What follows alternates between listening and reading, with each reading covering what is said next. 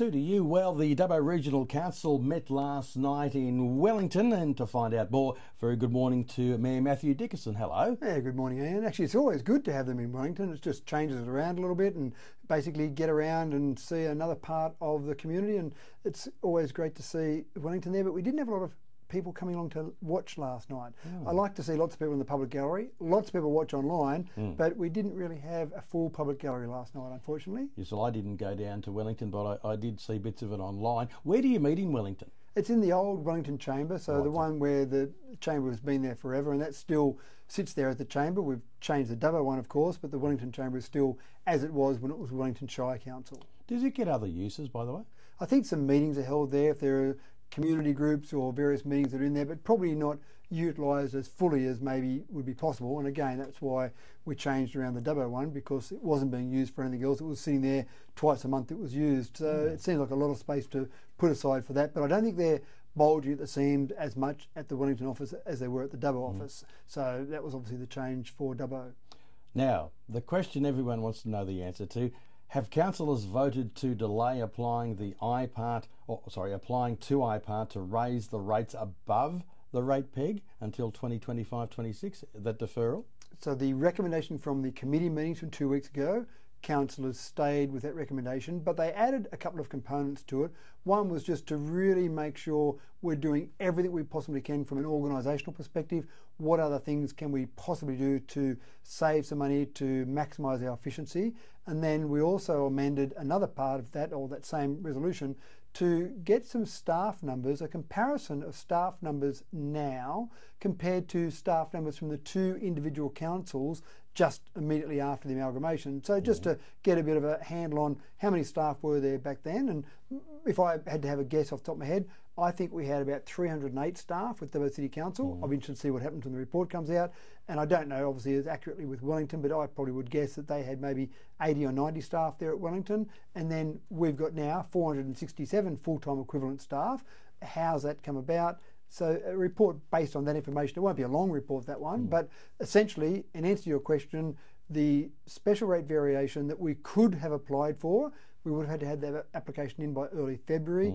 We aren't going ahead with any special rate variation for next financial year, so for the 24-25 financial year, but certainly we did say that we would communicate things with the community, discuss the options about reduction in services versus increasing rates versus other methods we might have to try and make sure we've got a balanced budget, but look at all that, and if anything, still a long way to go, but if anything, make an application for the financial year after that. So that'd be the 25-26 financial year.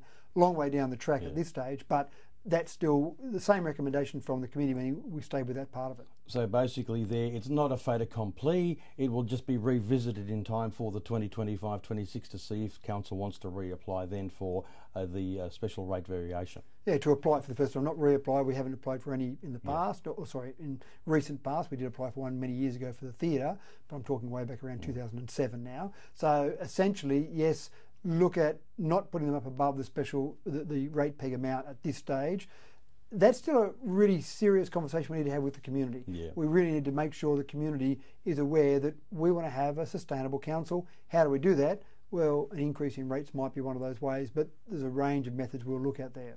So the rate peg for Dubbo, as determined by IPART for 2024-25, is 5%, correct? And this is a really correct, and this is a really interesting thing. It's hard to budget long term when you only know now. So we know now. This is days ago that announcement came out.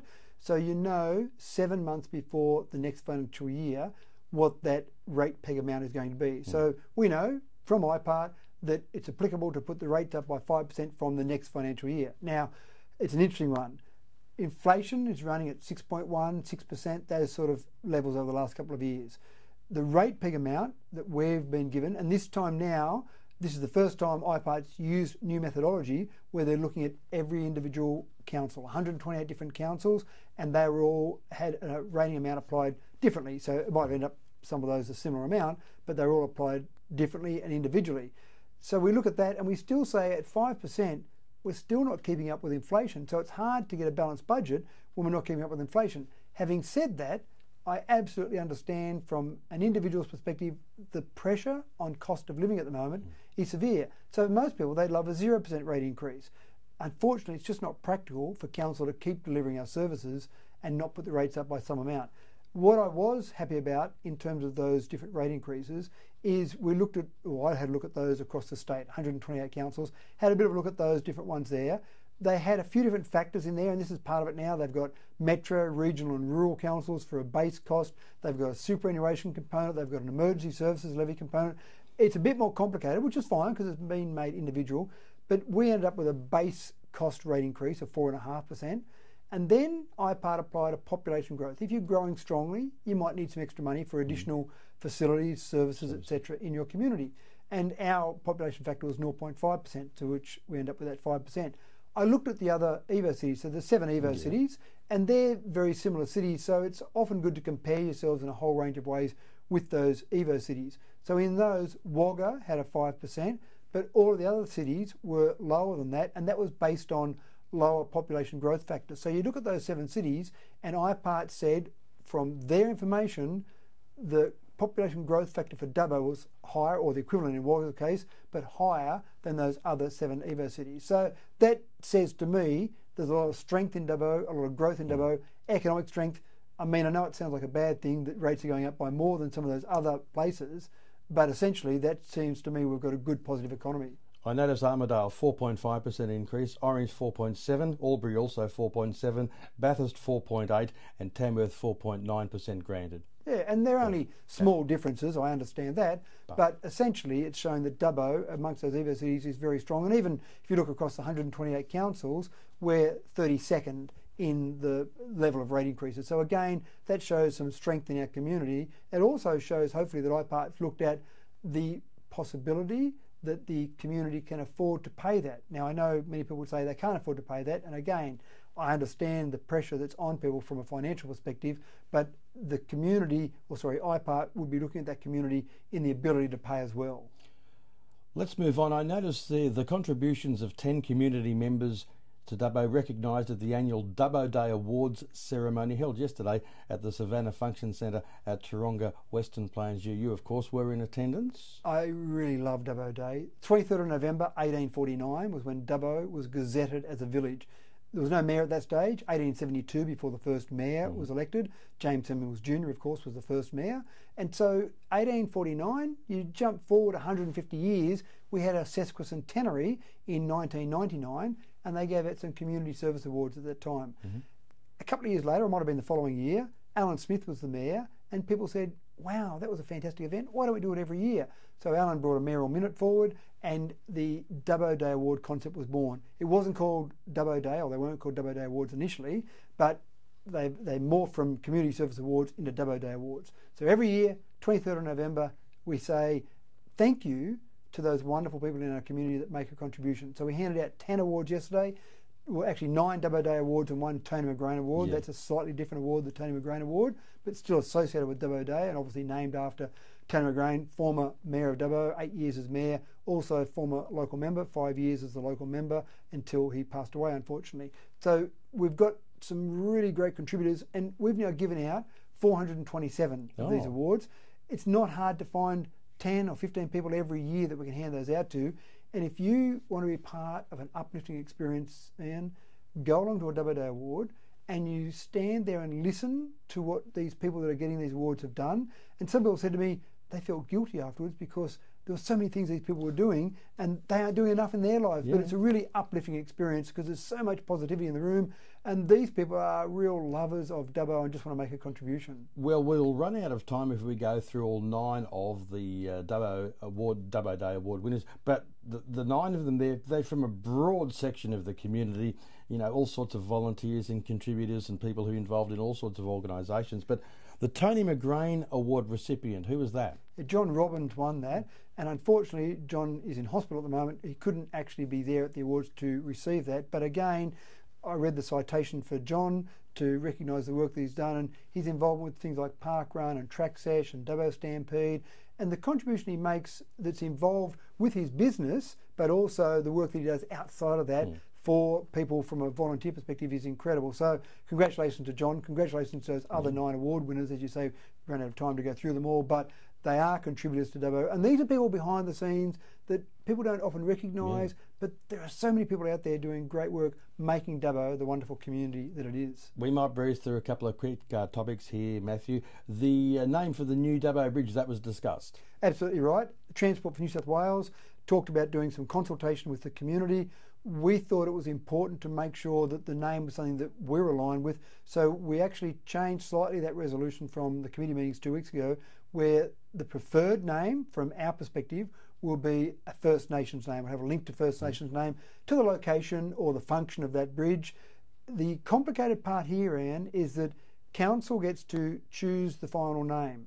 Fantastic, we make that decision, but then it has to go to Transport for New South Wales to be approved by Transport for New South Wales. So ultimately, it's kind of like a joint decision between council and Transport for New South Wales. They're going to do the consultation with the public. They'll be out there. I'm sure they'll start a whole program of consultation. We'll get suggestions, I'm sure, come in. There'll be a whole range of things. That consultation then will come back to council for us to pick a name and then go back to Transport for them to say yes or no to that name. So it might be an interesting process there, but I think that was important from a council perspective that a First Nations name be our preferred option. Also, to the committee meeting recently, recommendation not to proceed with anything to do with e-bikes, but there was some discussion about e-scooters last night. You're spot on. E-bikes, we decided we don't need to go ahead with it because we've got e-bikes in Dubbo already. So you can go to the caravan park, the council-owned caravan park, and hire an e-bike now. So that was easy. But it also brought up the topic of e-scooters.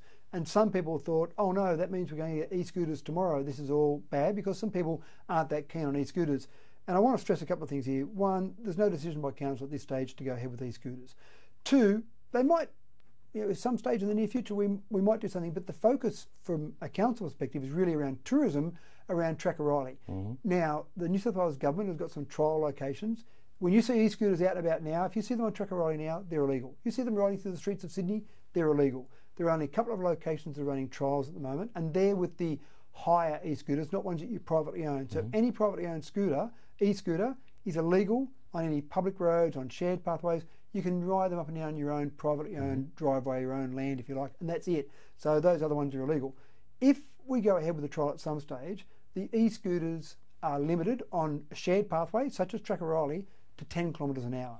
Now, I know when you go for a run, and you'd run faster than 10 kilometres an hour. I know you do. There are definitely push bikes out there riding around Trackariley going faster than 10 kilometres an hour, so that's quite safe. So if they do go ahead down there, that'll be a great boost for tourism, but again, I think a very safe environment where you could literally run past an e-scooter. If it goes into a broader context around the CBD, there'll be some rules in place there, but again, I don't think council's talking about that at any stage in the near future, but they are limited to 20 kilometres an hour on roads. You can't ride them on footpaths, and the technology in them, man, they're all geotagged, so they can be restricted where they go.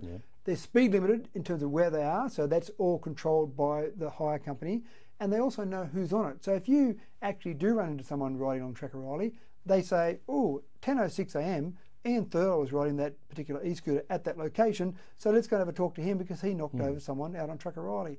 A long way to go before we get to that point in time. At the moment, we didn't make any changes to our current position with e-scooters. So no determination to do anything, it just came up in discussion. Absolutely correct. Matthew Dickinson, Mayor of Dubbo Regional Council, we are out of time. Thank you for your time this morning. We need longer, don't we? We do. I'll have to kill a song or something, won't I? Thanks, Matthew. Thanks, Iain.